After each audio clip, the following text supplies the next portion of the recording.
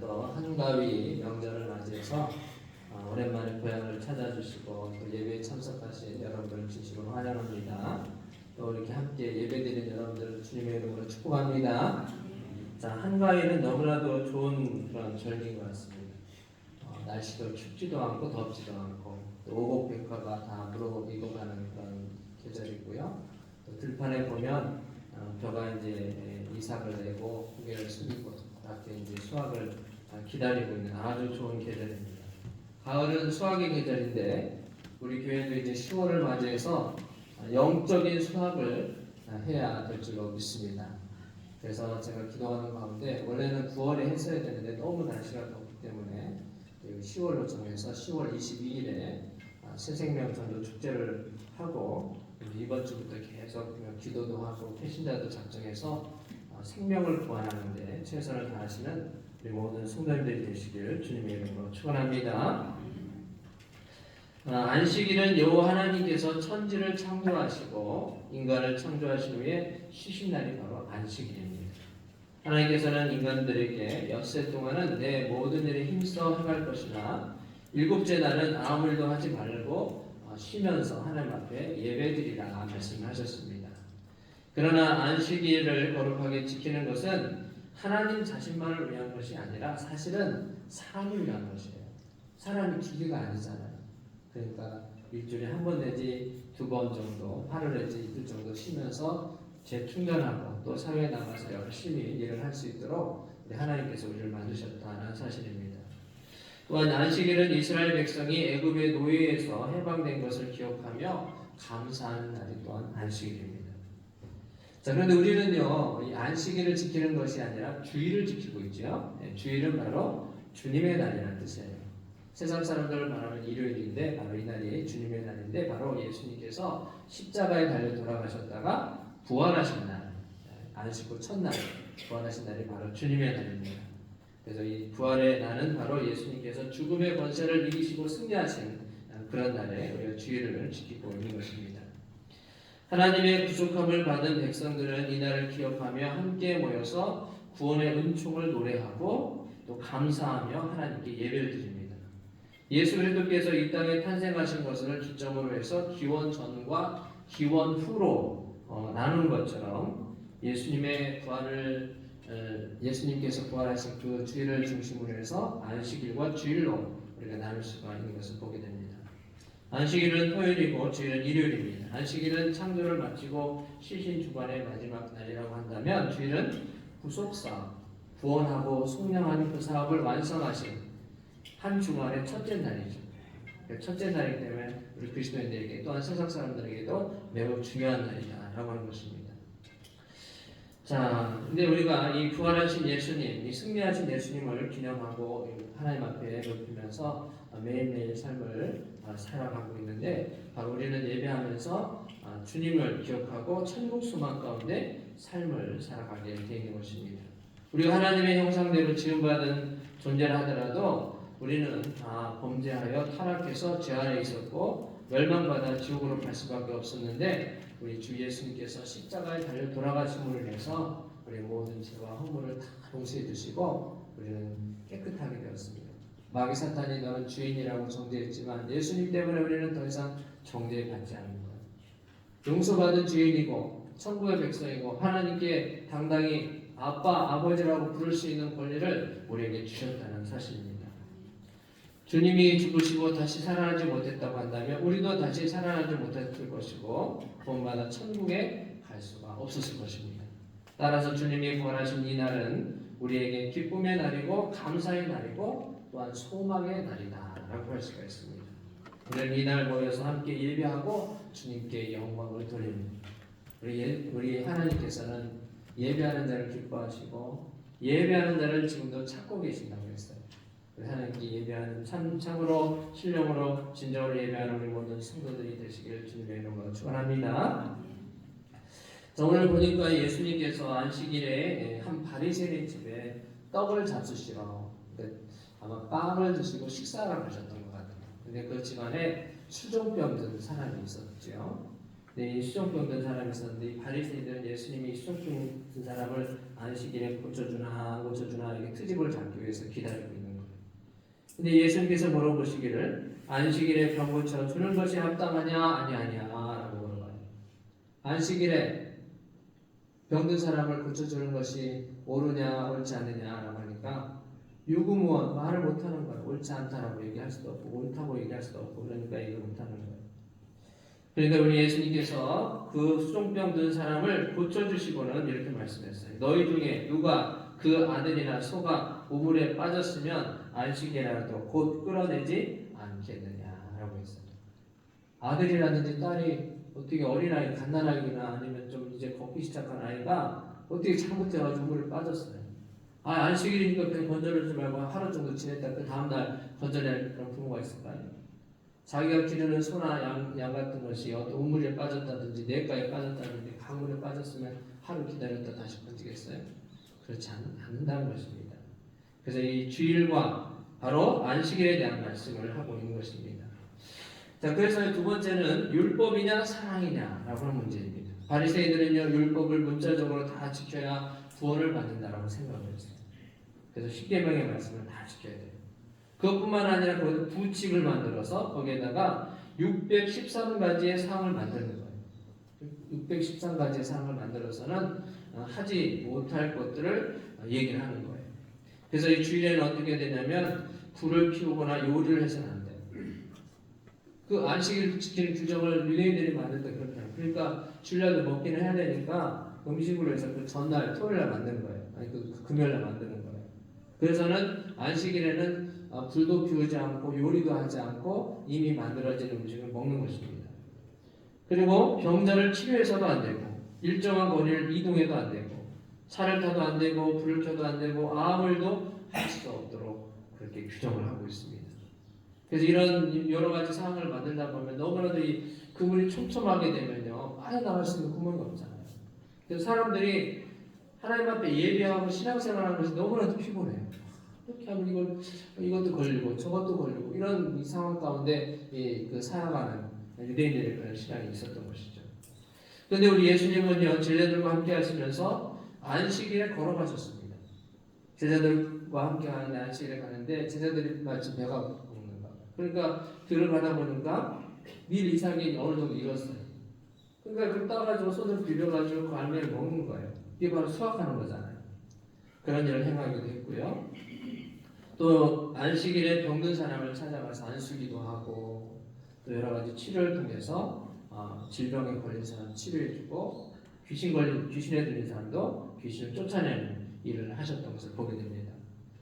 그래서 18년 동안 허리가 꼬부라져서 펴지 못하는 여인을 불쌍히 여겨주셔서 고쳐주셨고 38년 된 병자를 고쳐주셨습니다. 또 손이 오그라져 펴지 못했던 사람을 고쳐주셨고 또 오늘 본문의 말씀을 보니까 수종병에 걸려있는 사람을 치료해 주셨습니다. 이 수종병이 뭐냐면 우리 좀 흔하게 듣는 그런 병은 아닙니다. 질병이 들어서는 몸이 붓는 거예요. 그래서 그 부은 부분이 썩어서 이제 나중에 큰 상처를 입는다든지 아니면 죽게 되는 그런 병이 있어요. 그래서 사람들에게는 그때 당시에 의학이 발달되지 않았기 때문에 그 병에 걸리면 하나님의 저주를 받은 걸로 생각해요. 오해를 하는 거예요. 근데 예수님이 이 안식일에 이 수종병 든 사람을 고쳐주셨다라고 하는 것입니다. 그래서 아까도 말씀드린 것처럼 안식일에 선을 행하는 것과 악을 행하는 것, 생명을 살리는 것과 죽이는 것 어느 것이 옳으냐 그들이 아무런 대답을 할 수가 없었어요. 안식일이 사람을 위하여 있는 것이냐 사람이 안식일을 위하여 있는 것이냐 물어봤을 때도 역시 대답을 하지 못했습니다. 예수님께서 말씀하시기를 안식일은 사람을 위하여 있는 것이요 또한 사람이 안식일을 위하는 것이 아니니 그러므로 인자 예수님은 안식일의 주인이라 말씀하셨습니다. 사람이 안식일을 위해서 존재하는 것이 아니고 안식일이 바로 사람을 위해서 존재한다는 거예요. 주일과 안식일은 사람이 쉬면서 하나님 앞에 예배하면서 회복하고 신앙을 회복하고 열정을 회복하는 귀한 시간이거든요. 그것을 우리 주님께서 주셨다는 거예요. 안식일에 예수님께서 이런 초대를 받아서 갔을 때 고쳐주셨던 것을 보게 됩니다. 많은 사람들은 바리새인들이라든지 사두개인들이라든지 유대인들은 수종병 든 사람을 하나님의 저주받은 사람으로 생각해서 좀 마음속으로는 맞게 정죄를 하는 거예요. 근데 예수님 그렇게 하지 않았어요. 저도 수종병에 걸렸지만 하나님의 아들이다, 하나님의 자녀다 인정해 주시면서 그를 치료해 주셨다라는 사실입니다. 성경관들은 성경을 가르치고 베끼고 보존하고 전수하는 성경의 전문가들이었습니다. 바리새인들은요, 율법을 생명과 같이 알고 외우고 지키려고 하는 사람들이었습니다. 그들은 율법을 온전히 지킴으로 선하고 의롭다고 인정함을 받으며 본받고 복받는다라고 잘못 믿었습니다. 그러나 그들은 스스로 율법의 노예가 되었고 또 다른 사람들을 율법으로 얽어매어서 노예로 만들어 갔습니다. 그들은 율법을 가르치고 지키려고 했지만 사실은 율법으로 사람을 정죄하고 죽이는데 앞장을 선 것과 마찬가지였어요. 그들은 언제나 선이나 악이냐, 죄가 있느냐, 합법적이냐, 불법적이냐 이런 것들을 따지면서 가슴이 점점 더 냉랭해지게 되었습니다. 차가워지게 된 것입니다. 형제 사랑을 잃어버리게 되었고 하나님에 대한 감사와 감격도 잃어버리게 된 사람이 될 수밖에 없었다는 것입니다. 여러분한테 제가 질문할 거예요. 여러분, 법이 먼저예요? 아니면 사람이 먼저예요? 뭐가 먼저죠, 여러분? 뭐가 먼저 만들어졌죠? 사람이 먼저 만들어졌잖아요. 법보다는 사람이 먼저인 것이죠. 법이 사람을 위해서 존재하는 것입니까? 사람이 법을 위해서 존재하는 것입니까? 뭐예요? 법이 사람을 위해서 존재하는 거예요? 사람이 법을 위해서 존재하는 거예요? 법이 사람을 위해서 존재하는 거예요. 규칙과 법을 지키지 않으면 범죄한 사람이요 계속 그 행동을 반복하잖아요. 때린다든지 빼앗는다든지 죽인다든지 이런 것이 있으면 사회적인 법을 만들어서 그렇게 하게 되면 잡혀서 감옥에 갇혀서 몇십 년 동안 살고 행동의 자유, 거주의 자유가 없게 되니까 그런 행동을 해서는 안 됩니다 라고 하고서 법을 만든 거 아닙니까? 그 때문에 법은 사람을 위해서 존재하는 것입니다. 종교가 사람을 위하여 있는 것입니까? 아니면 사람이 종교를 위해서 존재하는 것입니까? 종교가 사람을 위해서 존재하는 것이죠. 율법을 범하지 않으려고 강도 만나 주고하는 사람을 그냥 버려두고 간 제사장과 레위인의 행동이 옳은가요? 아니면 율법은 잘 모르지만 주고하는 사람이 있었을 때 그를 데려다가 치료해줬던 사마리아인의 행동이 옳은 것인가요? 누구 행동이 옳은 것이죠? 사마리아인의 행동이 옳은 것입니다. 사람을 살리는 것이 중요한 것이죠. 예수님께서도 제자들에게 말씀하셨어요. 새 계명을 너에게 주노니 서로 사랑하라. 내가 너희를 사랑한 것 같이 너희도 서로 사랑하라. 너희가 서로 사랑하면 이로써 모든 사람이 너희가 내 제자인 줄 아리라 말씀했어요. 예수님이 제자들에게 먼저 한 것이 서로 사랑하라. 반목하고 다투지 마라. 서로 사랑하는 모습을 보면 세상 사람들이 너희들이 바로 내 제자인 것을 알게 될 것이다 라고 말씀하셨습니다. 또 사도 바울도 로마인들에게 보내는 편지에서 이렇게 말했어요. 피차 사랑의 빛 외에는 아무에게도 아무 빛도 지지 말라. 남을 사랑하는 자는 율법을 다 이루었느니라. 간음하지 말라, 살인하지 말라, 도적질하지 말라, 탐내지 말라 한 것과 그 외에 다른 계명이 있을지라도 내 이웃을 내 자신과 같이 사랑하라 하신 그 말씀 가운데 다 들었느니라. 사랑은 이웃에게 악을 행치 아니하나니 그러므로 사랑은 율법의 완성이니라. 아멘. 많은 율법을 지켜서 의롭게 되는 것보다는 이웃을 사랑하는 것이 오히려 율법보다도 더 중요하다라고 사도 바울이 강조하는 것을 보게 됩니다. 자, 그러고 나서 우리 예수님께서 이제 말씀하시는 거예요. 우리 예수님께서 우리들에게 요구하실 것이 바로 율법을 다 지키라는 것이 아니고 사랑을 실천하라고 말씀하는 거예요. 사랑한 사람은 율법을 다 이룬 것입니다. 그렇다면 사람을 사랑한다는 것은 어떤 것일까요? 그것은 바로 죽음의 위험에 빠져 있는 사람을 건져내는 거예요. 죽음의 위험에 빠져 있는 사람을 건져내는 거예요. 그래서 오늘 본문의 5절에도 보면 너희 중에 누가 그 아들이나 소가 우물에 빠졌으면 안식일이라도 곧 끌어내지 않겠느냐라고 말씀을 하고 있습니다. 여러분의 집에서 갑자기 불이 나가지고 어린 아이들이 막 지금 집안에 갇혀 있어요. 부모님 어떻게 하겠어요? 불이 있는데 그냥 안 들어가요? 불이 있음에도 불구하고 자녀를 구하려고 막 뛰어드는 거잖아요. 자녀가 소중하기 때문에 그냥 놔두면 불에 타서 그 연기 때문에 죽게 되니까 건져내려고 하는 것이 아닙니까? 지금 이 땅은 죄와 악으로 가득히 차 있습니다. 소돔과 고모라의 시대와 별로 다르지 않습니다. 사람들이 잘못된 것에 가치관을 두고 더 소중히 여기고 사랑이 여깁니다. 우상 숭배를 하고 동성애와 같은 이 잘못된 것들을 인권이라고 포장을 해서 사람들한테 강조하고 그것을 지키려고 합니다. 그리고 기독교 학교, 기독교 정신을 가지고 세워진 그 학교들에서 일주일에 한 번씩 1시간 정도 예배를 드리거든요. 그 채플이라고 하는데 이런 채플 시간을 못하도록 그렇게 강조하면서 고등학교라든지 대학교에서 그렇게 하지 못하도록 하는 일들이 많이 있는 것을 보게 됩니다.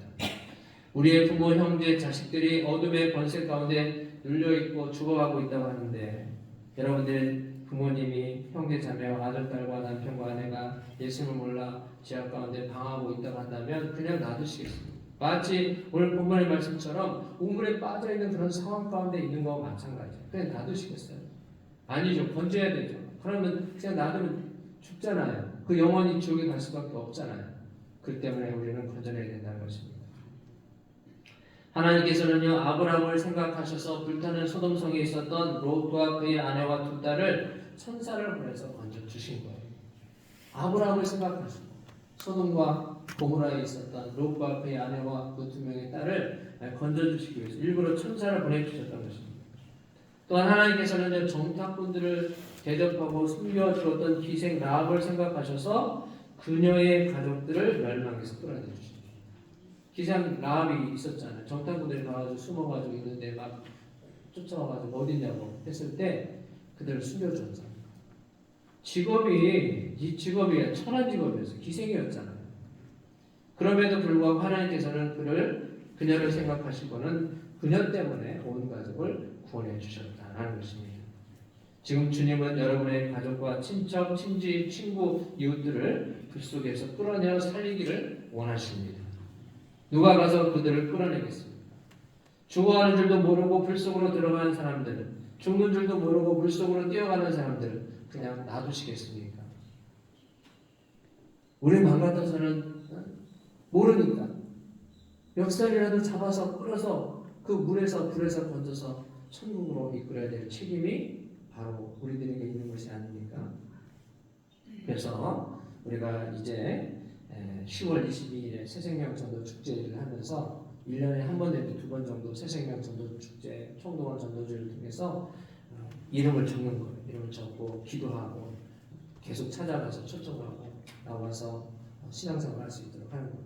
한 번 왔다고 해서 그분들이 믿음 생활을 한다고 하는 건 보장 없어요. 그러나 계속 하다 보면 하나님의 성령께서 그 마음을 움직여 주시면 언젠가 구원받는 신령들이 반드시 구원받게 될 줄로 믿으시게 되기를 바랍니다.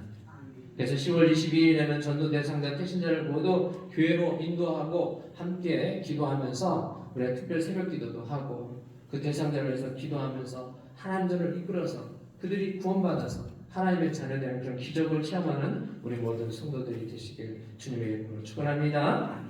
자, 마지막으로 오늘 말씀 가운데 누가복음 14장 5절의 말씀 자 한번 보시고요. 빨간 글씨로 되어 있는 우리 예수님의 말씀을 같이 읽는 것으로 오늘 마치도록 하겠습니다. 시작. 너희 중에 누가 그 아들이나 소가 우물에 빠졌으면 안식일이라도 곧 끌어내지 않겠느냐. 아멘. 자, 이 시간에는 여러분 태신자 카드를 작성하는 시간을 좀 가졌으면 좋겠어요. 지난주에 나눠준 거 있죠. 자, 박성숙 집사님 그 카드 있죠 이거 혹시 카드 없는 분들한테 나눠주시고 또 석진우 집사님도 좀 카드 있거든요. 좀 나눠주셔서 한번 이 시간에 잠깐 태신자들 생각하고 이름 혹시 연락처 아시면 연락처 써서 보시고 그래서 이쪽 줄은 석진우 집사님이 저쪽 두 줄은 박성수 집사님 다니면서 필요하신 분들이 태신자 작전 카드 지금 기록하는 시간을 갖도록 하겠습니다. 그리고 헌금 시간에 헌금위원회 갖다 주시면 제가 또 기도하고 우리 성도들도 함께 기도하는 시간을 갖도록 하겠습니다. 예지 자매님 잠깐 피아노 봐주시면 돼요. 네. 피아노 반주해 주시면서 우리 성도님들 혹시 이름 이렇게 적어가지고 태신자라면서 마치 태아처럼 내가 마음에 품고 전도할 사람들 적어내는 거예요. 그러는 거니까 하나씩 주시고 또 그런 펜으로 여러분 태신자를 작성하셔서 오늘 기록하시고 계시는 시간.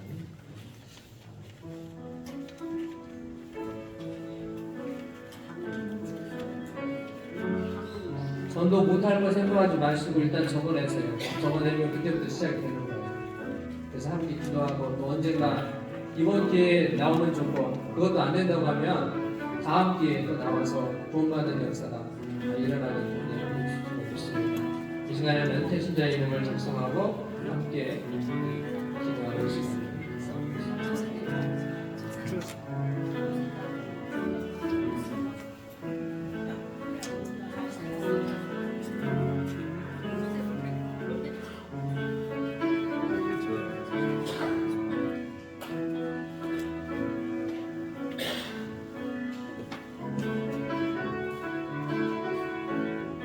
여러분의 가족도 있고요. 그동안 교회 잘 나오셨다가 안 나오신 분들 이름 적어내시면 되고 또 여러분 친구들이라든지 친척이라든지 자녀라든지 부모님이라든지 이름을 적어서 내주시기 바랍니다. 그때부터 하나님이 역사하시는 겁니다. 우리 함께 한 마음으로 기도할 때 하나님께서 놀랍게 역사해 주시고 구원받은 심령들은요 죽기 전에 세상 떠나기 전에 언젠가 구원을 받는 거예요. 그래서 우리가 함께 태신자의 이름을 적으면서 기도하는 시간 갖겠습니다.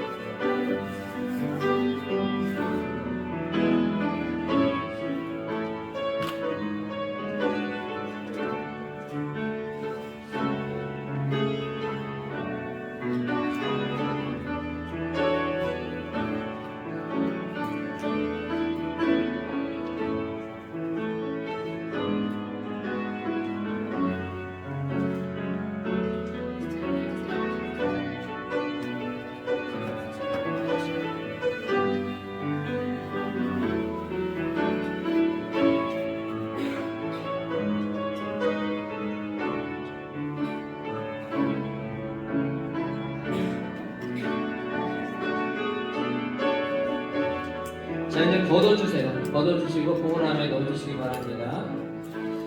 자 우리 찬송가 498장 부르시면서 기도하는 시간 갖도록 하겠습니다. 498장. 자 적으신 분들은 우리 안내원들한테 좀 주시기 바랍니다.